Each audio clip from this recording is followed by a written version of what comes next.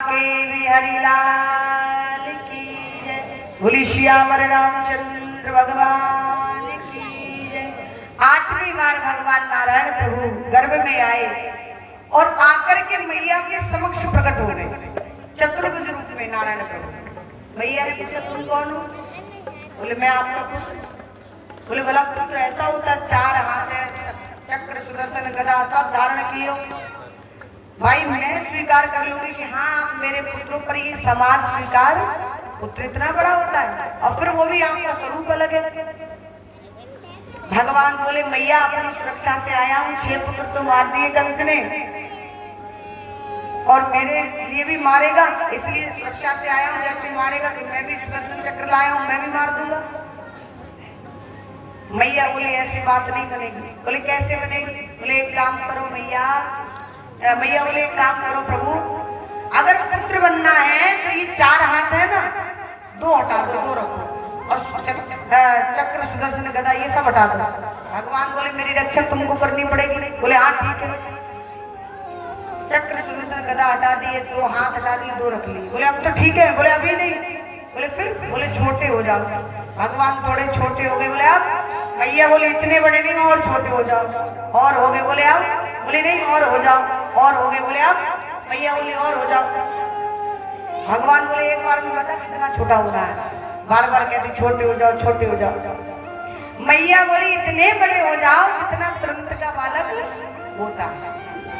भगवान बोले मैया मैं जब बालक बन जाऊंगा तो मेरी रक्षा तुमको करनी, वरना कंस मार देगा। मैया बोली स्वामी प्रभु आप कोई मार्ग बताओ, हम तो 7 तालों के अंदर बंद हैं, हाथों में हथकड़ी, पाँव में बेड़ियां हैं, कैसे आपकी रक्षा करेंगे? भगवान बोले जब मैं छोटा बन जाऊं तो आप एक काम करना, पिता से कहकर मुझे नंद बाबा के यहाँ पहुंचा देना। और उधर मैंने योग माया को आदेश दे दिया है, उसने नंद बाबा के यहाँ कन्या के रूप में जन्म लिया है, उस कन्या को ला करके आप। मैया ने कहा कि हाथ में हथकड़ी, पाँव में बेड़ियां, 7 तालों के अंदर द्वारपाल पहरेदार लगे, कैसे जाएंगे? बोले उसकी चिंता मत करो, जब पिताश्री मुझे उठाने का प्रयास करेंगे तो हाथ की हथकड़ी अपने आप टूट जाएगी। भगवान तुरंत छोटे हो गए, इतने छोटे हो गए जैसे तुरंत का बालक होता है, पर भगवान रोए नहीं। द्वारपाल गहरी निद्रा में सो गए। भादव का महीना था, अष्टमी तिथि थी, रोहिणी नक्षत्र था, रात्रि के ठीक 12 बजे मंद मंद बारिश हो रही थी। भगवान ने रात्रि के ठीक 12 बजे जन्म लिया। अच्छा रोहिणी नक्षत्र में भगवान ने क्यों जन्म लिया?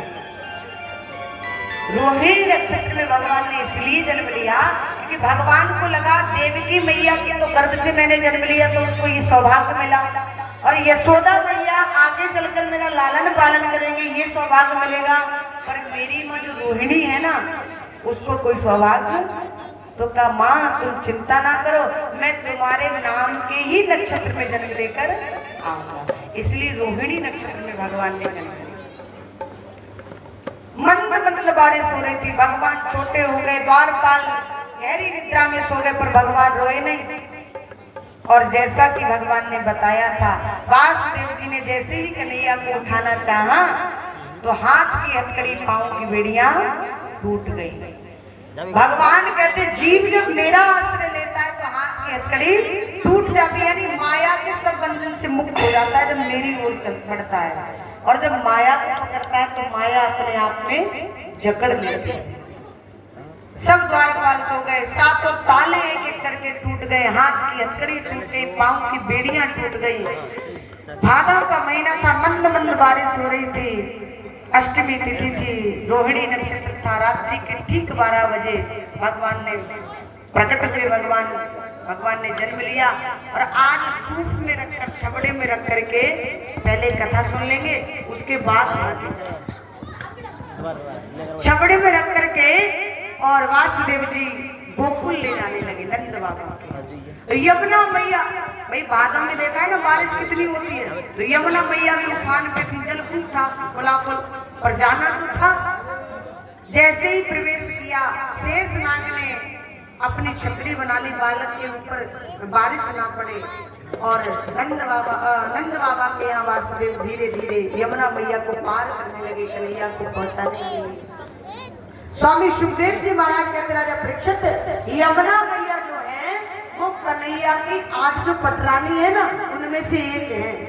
मैया ने सोचा यदि पैर नहीं छुए, चरण स्पर्श नहीं किए तो ये कहेंगे मैं तेरे घाट पर गया, तूने पाए भी नहीं छुए मेरे।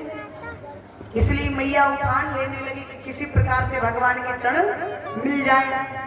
अब इतना जलाया, फिर इतना आया, फिर इतना आया, मानो थोड़ी देर में वासुदेव जी डूबने वाले थे।